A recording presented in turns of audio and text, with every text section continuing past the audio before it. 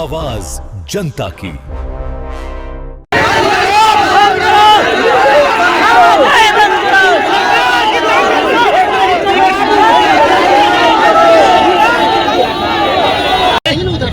शायद से इसी गाड़ी में रोशन को ले जाया जाएगा और कहाँ ले जाया जाएगा ये तो हमें और न ही किसी और को मालूम है। पुलिस के द्वारा इनको अरेस्ट कर लिया गया है।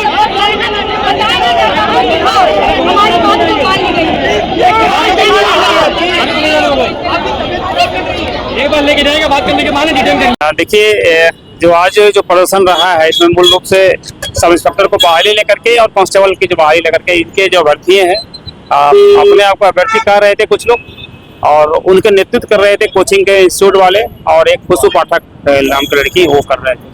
तो उसको वहाँ से बैक कराया गया और एक अफवाह उड़ाया कि टीचर को डिटेन कर लिया गया, टीचर के ये कर लिया गया, जबकि आप लोग को स्पष्ट पता होगा कि किसी के साथ कोई दंडात्मक कार्रवाई नहीं की जा रही थी। अभ्यर्थी अपनी मांगों को लेकर सड़क पर उतरे थे, जिसके बाद से ही जमकर बवाल काटने लगे।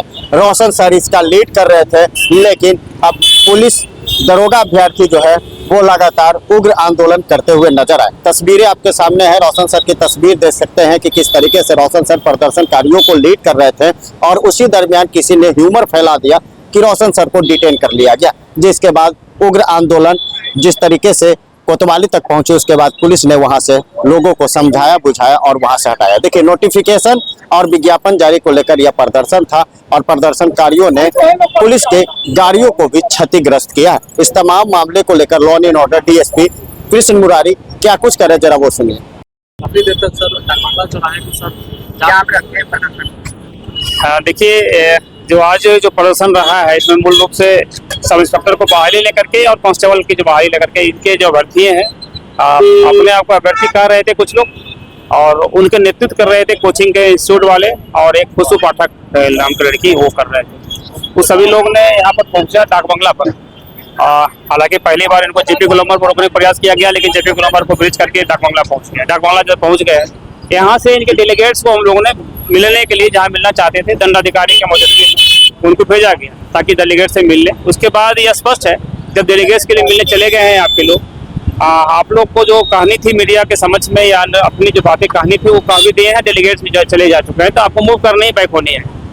तो इनके जो नेतृत्वकर्ता थे, नेतृत्वकर्ता ने कहीं समाओ उनको ब्रीफ नहीं किए हुए थे या इनके कंट्रोल में नहीं थे। किस तरह से उनको लाया गया वो उसकी जानकारी होगी, इस पर हम लोग आगे अनुसंधान भी करेंगे, इस पर कार्रवाई जांच भी कराएंगे।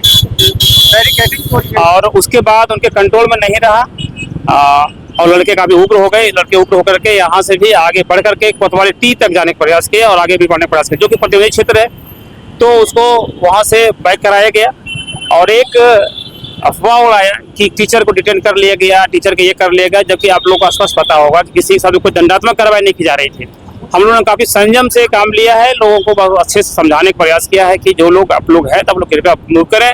मैचिंग इसकी की जा रही थी, बावजूद इसके इन्होंने कहीं नासमझी रही या लोगों का मिसलीड रहा, लोगों में कुछ ऐसी बातें चली, कुछ लोग प्रवोक करते रहे हैं, जिस कारण से इन्होंने लड़के लोग आगे बढ़ गए। फिर हम लोगों ने कंट्रोल किया, आगे डाक बंगला से भी बैक करा दिया। इनके कुछ लोग टीचर थे, सभी टीचर लोग बैक होकर के वापस चले गए हैं।